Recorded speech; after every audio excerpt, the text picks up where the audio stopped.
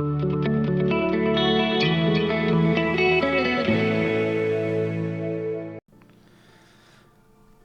so it looks like Call of Duty is finally going to come to Game Pass. We get that announcement today. There's a nice little article that showcases that. It's coming in apparently. This is according to the Wall Street Journal, I think. So it'll be coming into Game Pass this year. That's pretty cool. So I figured I'd go over the economics of it. There's a lot of people who think that this is going to increase Game Pass subscriptions, and maybe it does, maybe it doesn't. I think just marketing Call of Duty with Xbox is going to be awesome. We're already seeing an uptick, by the way, in Xbox console sales and Game Pass sales, for that matter. So, so that's pretty good news there for Xbox. After this announcement came out, the market seems to be reacting. So I did some cursory looking at how much it costs to get Game Pass on PC, Game Pass Ultimate, because you'd have to have online access as well as the game. And so with that, looking at the various costs on discount, I'll assume the game comes out at $70, and you'll have to pay that $70 no matter what. And then if you're on PC, you might choose to buy the game outright or get Game Pass for PC. And the cheapest I'm seeing it here, it's $17.70. So maybe that works, maybe it doesn't, but we'll see. So if you put that together versus buying the game, what does that look like, right? So we'll get to that. And then on the PC side, the console side, if you wanted to buy the game, you still have to buy what was Xbox Live Gold. It's now called Game Pass Core. And so the 12-month version of that's around the $45 mark if you want to get it at discount. So we'll put that together. If you want to get Game Pass Ultimate, if you're going to get the game via Game Pass, you'll need to get Ultimate to get the online access along with the game. So the cheapest I'm seeing that is about $27.80. And I think there was a CD Keys version that was like 12 months, which is about $127. But if you add up the $27.80, you multiply that out, it actually is a little bit less. It's about $111 or so, something like that. So I'll split the difference and say it's $115. So that's kind of how much each one of these costs. So I put that in an Excel. And so if you look at console, if you buy the game outright, $70. You pay for the $45 online access, it's about $115. Interestingly enough, if you decide to go with Game Pass, it's essentially $115. So you basically are paying the same amount. However, with that, you get the entire, gamut of all the Xbox games, all the Activision Blizzard, all the Bethesdas, and the EA games, right? So overall, a much better deal. However, economics-wise, if you are just a Call of Duty player, it looks like it's just about the same.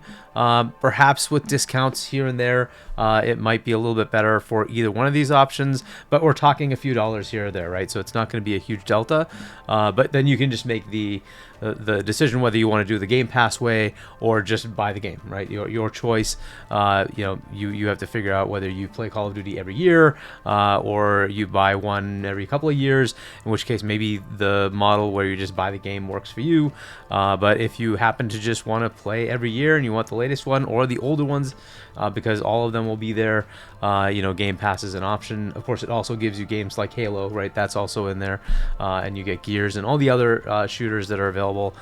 EA games are in there, so you get the Battlefield and even the Star Wars Battlefront and whatnot. So you have a lot of other options if you wanted to look at that. Titanfall, right? So there's other cool things that are in Game Pass. But that's an option if you want to take advantage of it. Let's look at the PC side of it. And the game is just $70, whether you buy it on the Microsoft side or you buy it on Steam, whichever one. You'll pay $70 for it. Again, discounts are always available. There's always a potential for discounts. But then I looked at, Game Pass on PC. If you look at Game Pass PC, and the cheapest I saw there was that $17, I think it was. Let's see, it was... Yeah, $17.70. Multiplying it out, it just comes out to $71. So basically the same cost. And again, Game Pass PC also comes with EA, so you get all those other games, the same thing that you would get on console. You get all those games on PC along with it if you decide to go with the Game Pass route. So whichever one works for you, it seems like it's a good potential option for those who like to have the entire catalog. If you buy every other year or something like that, you might be better served by just buying the game. But it is a very exciting time to look at potentially having Call of Duty in Game Pass and see if that is a mechanism to get the game going forward for you. But hey, it's an interesting choice nonetheless. We'll see what happens as this game comes out and which way you, the consumer, decide to go. Right? I hope you all enjoyed this video. It was just to kind of give you a quick little snippet on how much it costs either way. And it looks like it's kind of dead even, assuming you take the discounts. If you just pay month to month, it's obviously a lot more money if you went with Game Pass, because that would be $10 a month. On the PC side, it would be $120 total. And if you went on the console side, it's $17, which I think comes out to $204 a year. Now, these, by the way, all these rates are variable depending on which country you're in, and again, discounts can come and go and things can get cheaper or more expensive, but in general, these seem to be the prices that you can usually find things. So hope that helps, and look forward to people playing Call of Duty in Game Pass. Hey there, I wrote a book and I'd love for you to check it out. If you want to check out my book, you can go to the link that's in this, right here, shop.china.us, and it will direct you towards the book's page in your country in Amazon, so you can go check it out there. And yeah, I'd love to see if you're interested, and let me know in the comments if you liked it. Better yet, leave a review on Amazon if you liked it, and enjoy the book. Thanks.